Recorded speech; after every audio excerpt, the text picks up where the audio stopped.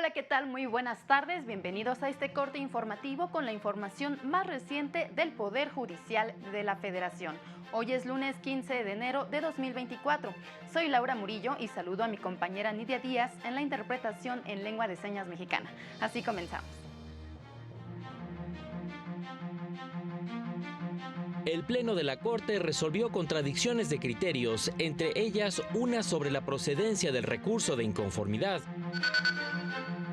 El Consejo de la Judicatura lanzó la convocatoria para ocupar 12 plazas de visitador judicial B. La Fiscalía General de la República no ha presentado denuncia alguna en contra del exgobernador de Veracruz, Miguel Ángel Yunes. La Suprema Corte explicó que la argumentación jurídica es la manera en la que las personas juzgadoras interpretan el derecho para lograr avanzar hacia sociedades más justas e igualitarias. Explicó que la Constitución es un texto del que se extraen normas y principios a través de una interpretación amplia. Esta herramienta permite elegir de manera racional entre diferentes respuestas jurídicas que contempla el derecho vigente, evitando caer en interpretaciones textuales de las leyes que llevan inevitablemente a la violación de derechos fundamentales. Recordó que cuando las personas juzgadoras toman decisiones, deben fundamentarlas con los mejores argumentos que tienen, mismos que deben quedar claros y explícitos para ser sometidos al escrutinio de todos. Con la argumentación, dijo, se pueden combatir los excesos de las sociedades desiguales como las que hoy tenemos.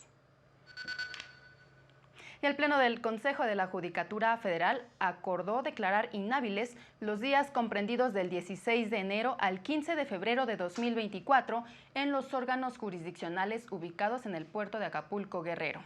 En sesión ordinaria explicó que los hechos ocurridos a raíz del paso del huracán Otis continúan afectando la operación de los inmuebles del Poder Judicial de la Federación en dicha ciudad y la seguridad de los justiciables y de las personas servidoras públicas.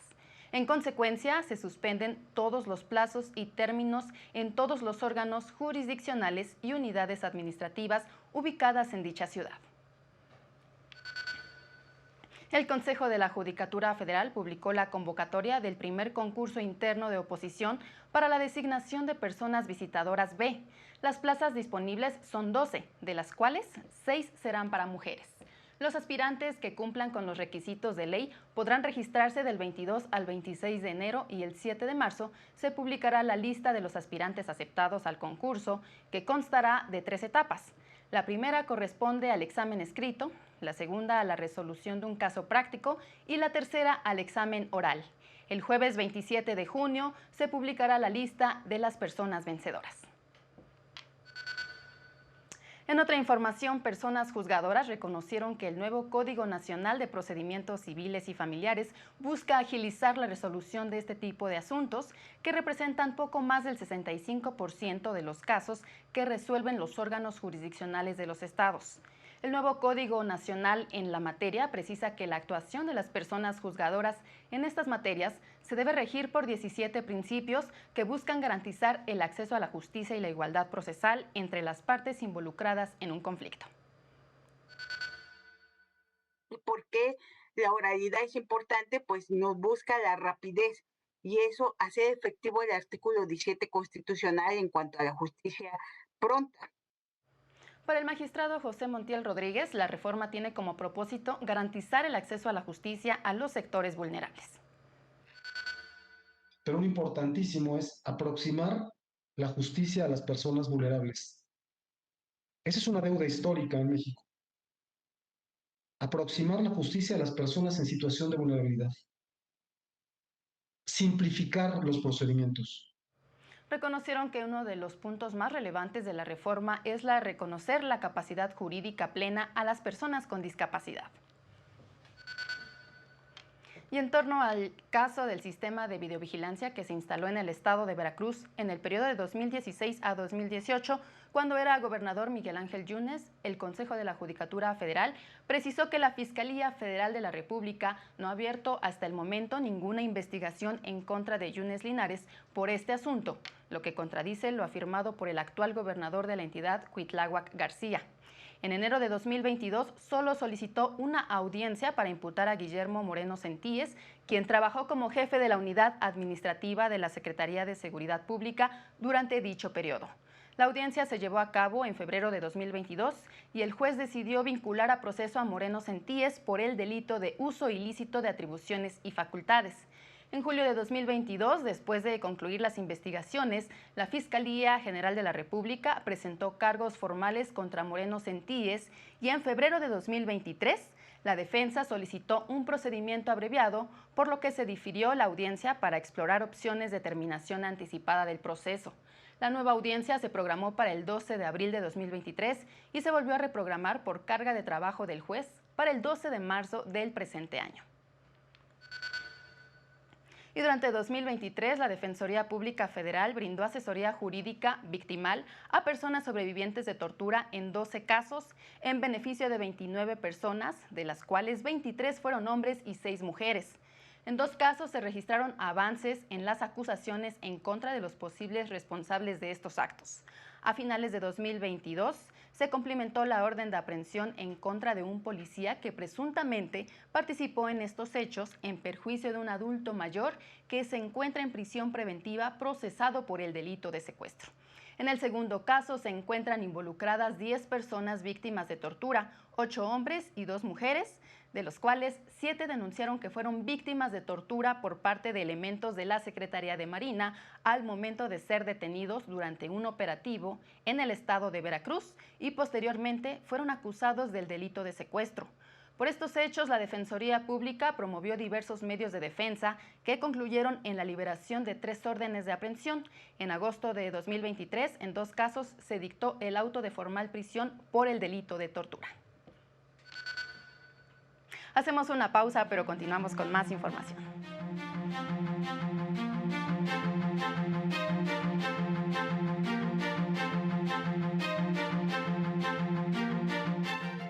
Al regresar, Juzgado de Distrito protege a joven estudiante para que pueda acudir a clases con el cabello teñido de color azul.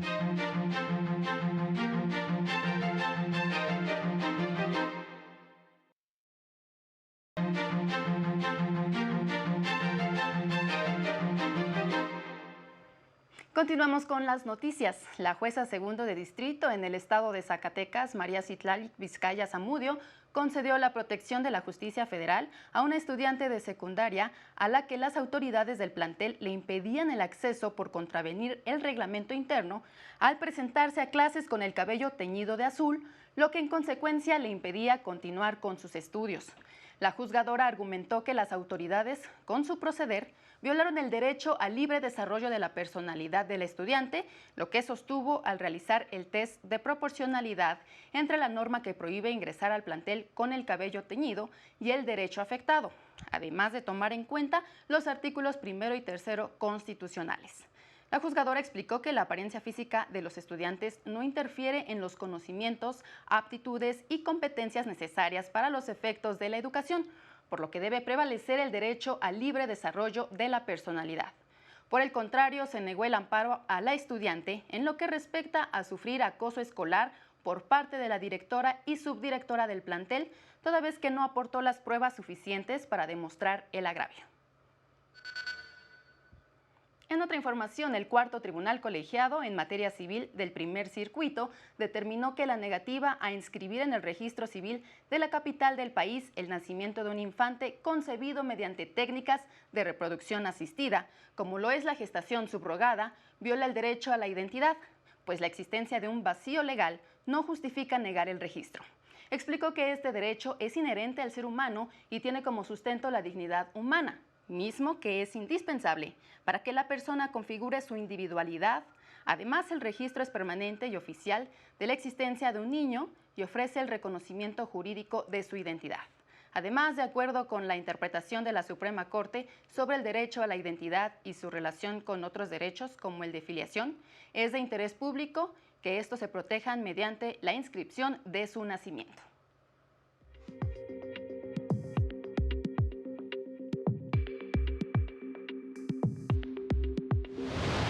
El El Poder Judicial de Coahuila firmó un convenio de colaboración con el Instituto Electoral y el Tribunal Electoral del Estado para vigilar que las personas que pretendan ser postuladas a un cargo de elección popular no hayan incurrido en actos de violencia contra mujeres, niñas, niños y adolescentes.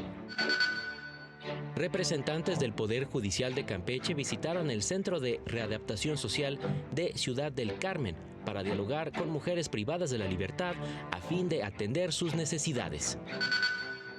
En 2023, los juzgados familiares del Poder Judicial de la Ciudad de México celebraron 61.048 audiencias y emitieron 13.301 sentencias, con lo que reafirma su compromiso con la población capitalina.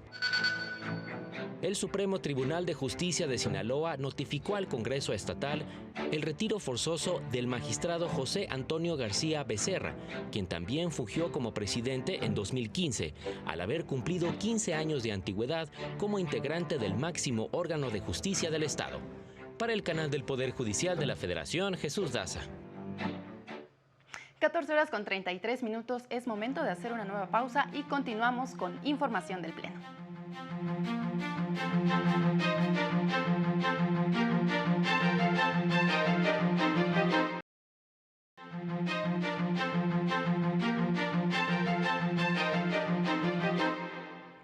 Y antes de abordar la información del Pleno, permítame informarle que la Sala Superior del Tribunal Electoral dio a conocer el proyecto del magistrado Felipe de la Mata, con el que propone resolver diversos recursos de revisión del procedimiento especial sancionador en los que se impugna la sentencia de la Sala Especializada, que determinó que el gobernador de Oaxaca, Salomón Jara, y diversos funcionarios incurrieron en diversas infracciones electorales, entre ellas violación a los principios de imparcialidad y neutralidad, además de utilizar recursos públicos al llamar a no votar por Xóchitl Gálvez, ello al darle el calificativo de precandidata cuando estaba en marcha el proceso para designar al coordinador del Frente Amplio durante una conferencia de prensa.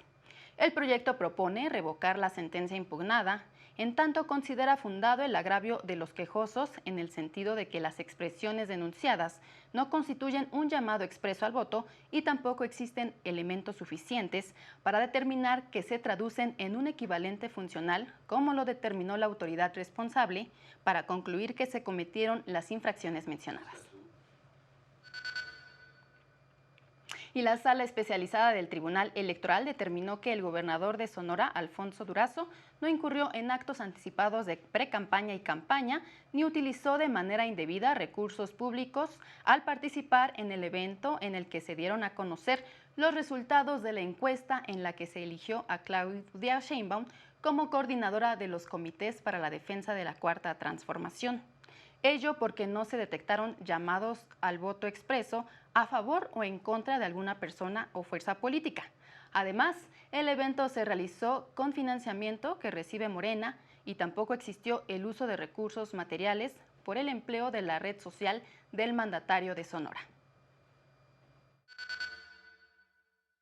En virtud de que no se acreditan los elementos personal y subjetivo, dado que el servidor público denunciado no se postuló a algún cargo de elección popular y del análisis de las expresiones del evento y publicaciones no se advierte un llamado expreso o equivalente funcional en favor de Morena, alguna precandidatura, candidatura o fuerza política. Y en otro asunto, la Sala Regional Jalapa del Tribunal Electoral confirmó la resolución del Tribunal Electoral de Chiapas que descartó la violencia política y violencia política en razón de género en contra de la síndica municipal del Ayuntamiento de San Cristóbal de las Casas, Chiapas.